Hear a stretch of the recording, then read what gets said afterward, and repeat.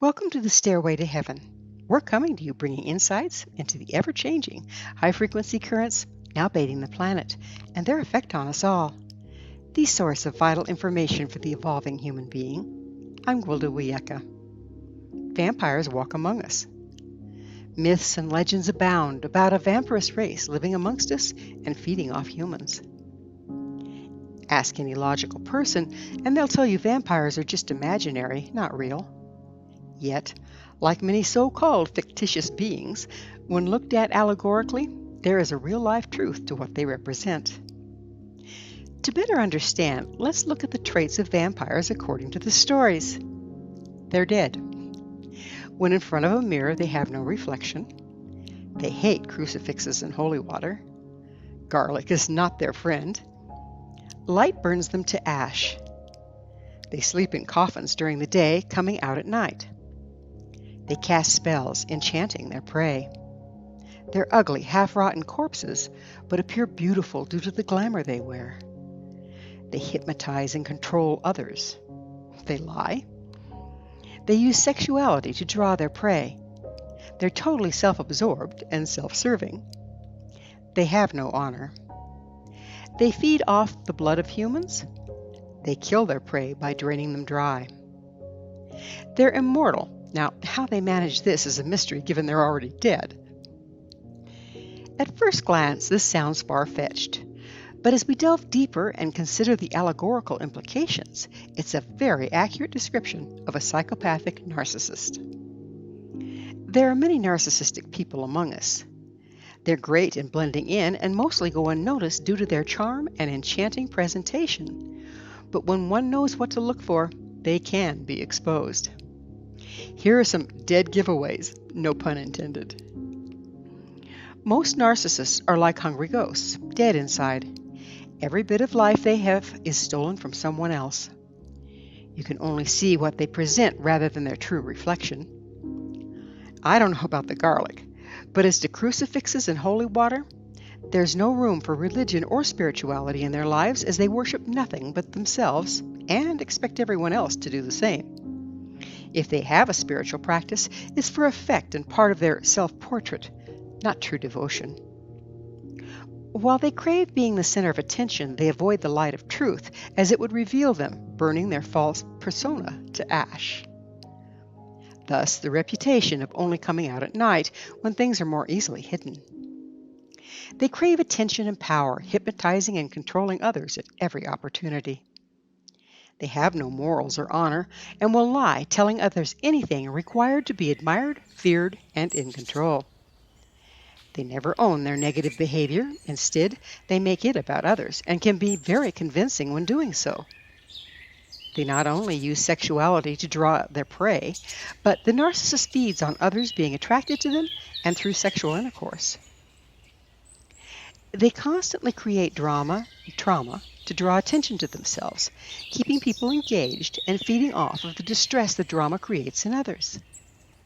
They go to great ends to appear beautiful and desirable and are totally obsessed with their looks. While they appear attractive on the outside, they're often unprocessed, ugly, and rotten on the inside. They're totally self-absorbed, self-serving, and materialistic. Things mean more to them than people. On their own, they accomplish little to nothing, but instead feed by making the accomplishments of others about themselves. They diminish others to build themselves up, which is another form of feeding. They isolate and humiliate their marks, carefully doling out attention, only giving them what is absolutely necessary to keep them around. Over time, they totally drain their victim dry with all their feeding techniques. Narcissists do not embrace aging. They don't mature or gain substance over time. They crave immortality, hanging on to youth regardless of the surgeries required to do so. Understandable, given their main feeding methods involve being alluring and sexually attractive. Narcissistic people are never satisfied, always hungry and demanding more. The reason for their voracious appetite lies in one-way energy flow the disorder creates. If all one does is take and never give, soon the natural give-take flow of life is frozen to the point where nothing moves. If a thing doesn't move, it cannot be absorbed.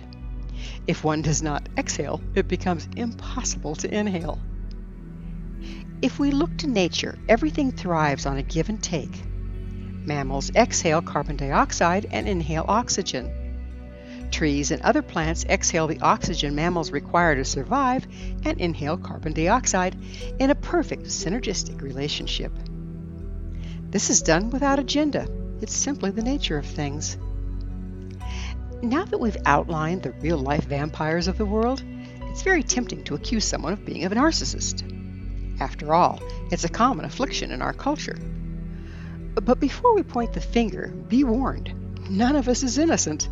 We all have narcissistic traits. In fact, to one degree or another, our entire society is narcissistic. In lower frequency times, we often lack direct connection to the flow of life, forcing us to feed off of others to survive. We're taught to be narcissistic.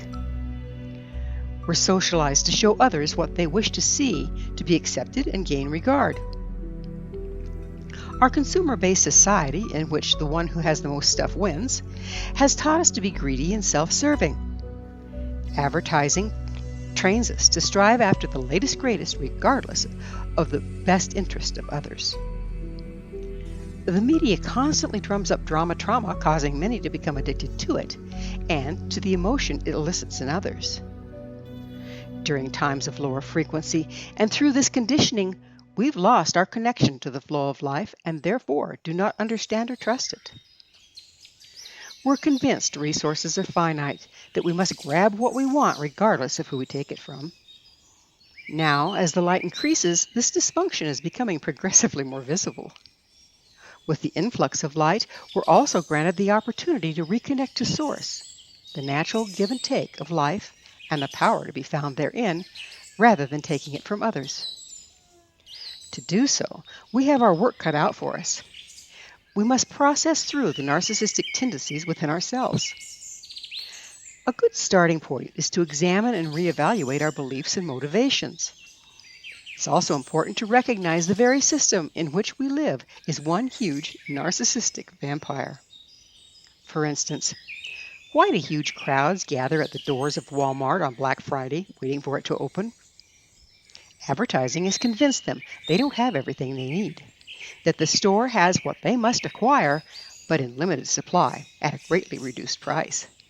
Someone else is bound to take it all, and they'll be left empty-handed if they don't get there first.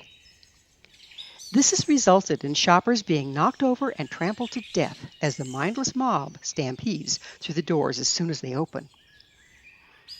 And for what?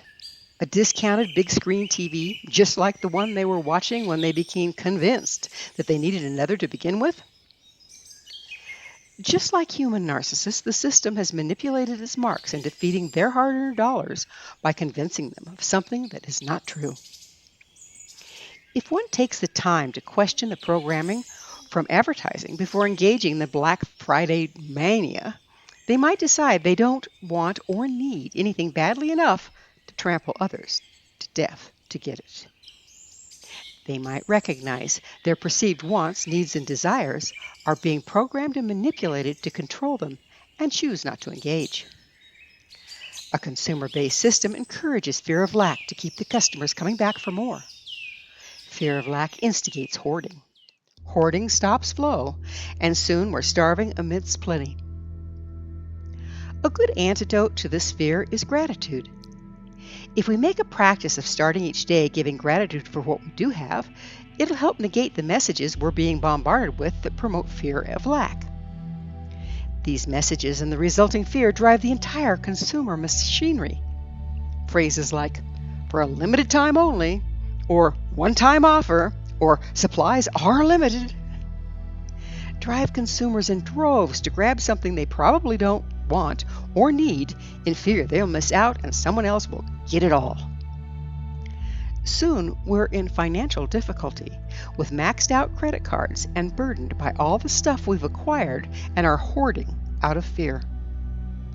A sure way to reintroduce flow is to release.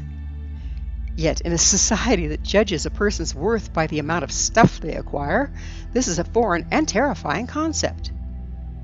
Yet if we look to nature, it sustains itself and has since the dawning of time through synergistic taking in and releasing. Even our physical bodies work on this principle. The walls of our cell draw in the nutrients we need as they expel what no longer serves. The blood supplies the nutrients required and carries away the waste. Nature hates a vacuum. Remove something that no longer serves, and it will be replaced by something that is needed moment by moment. Narcissistic vampiric individuals and systems developed and thrived during lower frequency times. Now, as the light returns, these systems built in the dark are failing. These structures are within us as well as without. Bear in mind, there's a huge difference between the basic narcissistic tendencies we all deal with and the clinical diagnosis of a narcissist or a psychopathic narcissist. By the very nature of the illness, these unfortunate souls are so self-absorbed that any dysfunction is projected outwards and seen as coming from others. Introspection and personal responsibility are just not part of their makeup. They perceive all problems as coming from the outside of themselves and therefore see no need to change. These people are damaging to all around them and have no plans of or desire to be any other way. Eventually, living with a narcissist will drain a person to the point. Their frequency drops, rendering them incapable of seeing through the abuse. The continued drain compromises everything they do, especially any attempts at healing or regaining their self-esteem. Moving beyond narcissism and rejoining the synergistic flow of life not only requires processing through the narcissistic tendencies within ourselves, but ultimately, we must distance ourselves from people and systems that are unwilling to do so. Lately, there's been a spotlight on the narcissist of the world.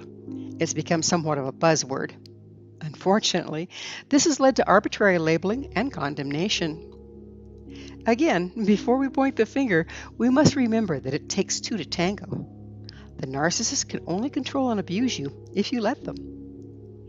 Many an altruistic giving person grew up with a narcissist. This sets them up to become the victim of one later on. When raised by a narcissistic parent, we tend to normalize it and expect the exploitation as our due.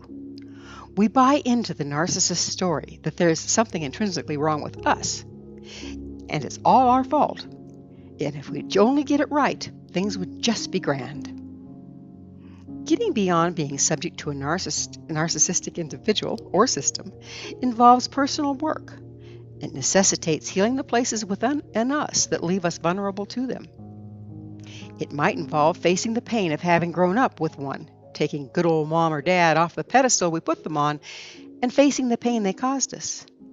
Accepting the fact that we'll never get it right for some people and quit trying. A word to the wise. The narcissist will not take kindly to your healing. They will probably pull out all the stops and become even more vicious in their attacks. They may even become physically abusive if they aren't already. If you truly want to heal beyond accepting abuse as your due, you might need to be prepared to remove some individuals and situations from your life. There is a bright side. When we release, let go of what no longer serves, it will be replaced with something better that supports the balance. Empowered person that we have chosen to become. Thank you for joining me, Wilda Wiyaka, on the Stairway to Heaven, where we provide the updates on the energetic currents facilitating our evolution into conscious, powerful co-creators. As I'm sure you've noticed, not only do the Stairway of Heaven episodes stand alone, but they weave together to form a map to evolution and personal empowerment as we enter the new era. To revisit this or any of our past episodes, visit our archives, www.stairwaytoheavenmedia.com. If you'd like to find out more about me, my school, and the evolutionary tools we offer, visit www.findyourpathhome.com. Until next time, may you be blessed on your sacred path to wholeness. We are here. The time is now.